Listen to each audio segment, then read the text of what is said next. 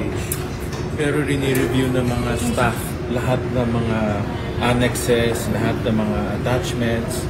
At of course, rini-review rin yan ng chairman bago pina-finalize yan.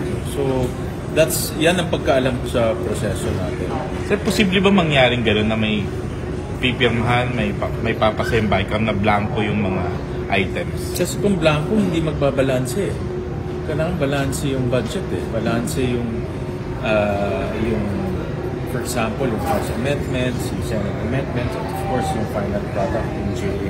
Dapat balanse yan. So, kung ang iniisip ko, kung blanco yan, hindi magbabalanse siya. That's number one. Sige, blanco. Sa pagkaalam ko, hindi pwedeng peperma ang chairman ng blanco.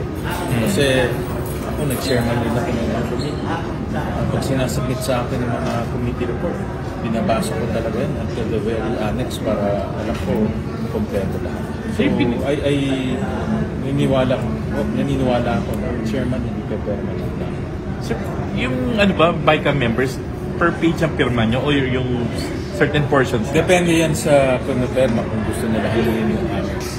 So ako, ang binibigay sa akin yung front page, yung detalye, tapos yung special provisions, makapal kasi yung special provisions. So may staff rin ako na nagre-review lahat. So rini-review ng isang team namin yung mga papeles na pinaperma. Yung sa inyo, sir, sigurado din kayo nung dumaan sa inyo yung BICAM report, walang ganong mga blanco? Sa akin wala eh. Sa akin and my team, wala kami nakitang blanco. Kasi dapat balanse. Yun ang tinitignan namin parati. So, I have a whole team na tinitignan yung budget bago ko